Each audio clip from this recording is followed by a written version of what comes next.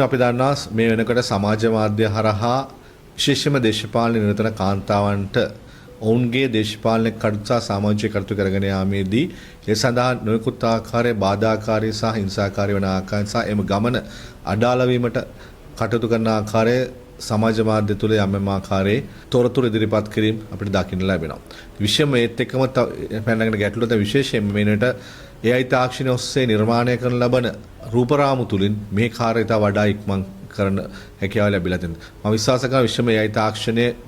හොඳ දෙයක් යහපත් දෙයක් සඳහන් හැකියාවක් තියෙනවා. නමුත් අභාග්‍යයට අපේ රටේ මේ වෙන විට AI තාක්ෂණය බහුතරයක් මේ සඳහා යොදාගන්නේ කාන්තාවන් යොදාගන්නේ අපිට දකින්න පුළුවන්. ඉතින් මේ කාන්තාවන්ගේ ජාත්‍යන්තර වශයෙන් හෝ දේශීය වශයෙන් සුප්‍රසිද්ධ කාන්තාවන්ගේ චරිත සහ ඒ භාවිතා කරමින්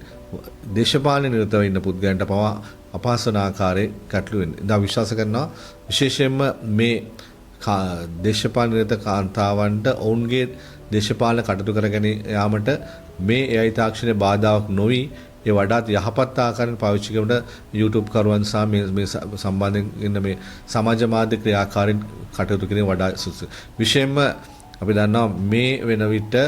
ලංකාවේ වැඩි ජනගහනයක් ඉන්න කාන්තාවන් ඒ නිසා ඔවුන් මේ සමාජ මාධ්‍ය බහුතරයක් භාවිතා කරන බහුතරයක් කාන්තා සමාජ මාධ්‍ය එක බැඳිලා ඉන්නවා. නිසා දේශපාලන අදාළ මූලික කාරණා සහ සංකල්පම වැනි දේවල් පිළිබඳව කතා බහ නොකර ඊට අදාළ නොවන සම්පූර්ණයෙන් චරිත ඝාතන ආකාරය සහ ඉදිරි ගමනට බාධාක් කරන ආකාරයෙන් වැරදි තොරතුරු නිවැරදි තොරතුරු නොවන තොරතුරු විශේෂම දුස්තොරතුරු ප්‍රචාරය කරන සදා සමාජ මාධ්‍ය භාවිතා නොකළ යුතු බවත් සඳහන් කරන විශේෂ මේ සම්බන්ධයෙන්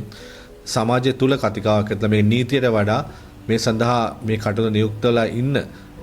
සමාජ මාධ්‍ය ක්‍රියාකාරීන් ඔවුන් තුල යම් ආකාරයක පාලනයක් ඇති කරගෙන තමයි වඩා වැදගත් වන්නේ.